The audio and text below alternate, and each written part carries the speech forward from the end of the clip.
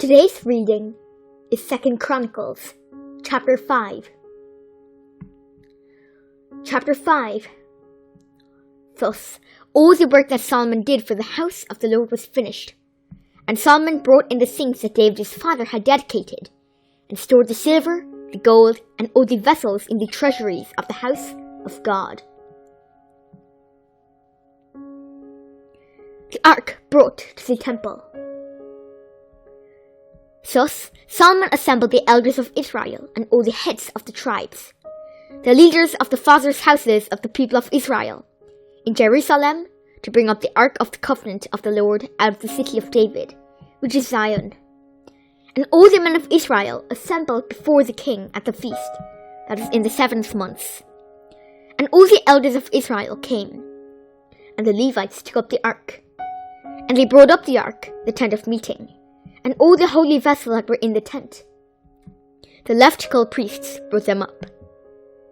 And King Solomon and all the congregation of Israel, who had assembled before him, were before the ark, sacrificing so many sheep and oxen that they could not be counted or numbered.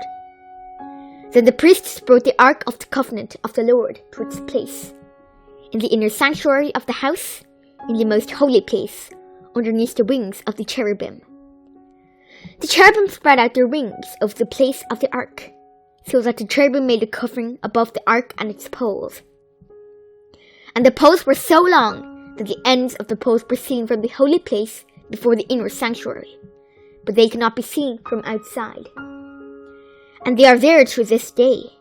There is nothing in the ark except the 2 tables that Moses put there at Horeb, where the Lord made a covenant with the people of Israel, when they came out of Egypt, and when the priests came out of the holy place, for all the priests who were present had consecrated themselves, without regard to their divisions, and all the Levitical singers, Asaph, Heman, and Jeduthun, their sons and kinsmen, arrayed in fine linen, with cymbals, harps, and lyres, stood east of the altar with the 120 priests who were trumpeters. And it was the duty of the trumpeters and singers to make themselves heard in unison in praise and thanksgiving to the Lord.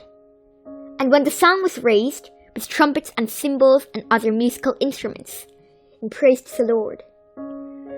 For he is good, for his steadfast love endures forever. The house of the Lord was filled with a cloud, so that the priests could not stand to minister because of the cloud. For the glory of the Lord filled the house of God.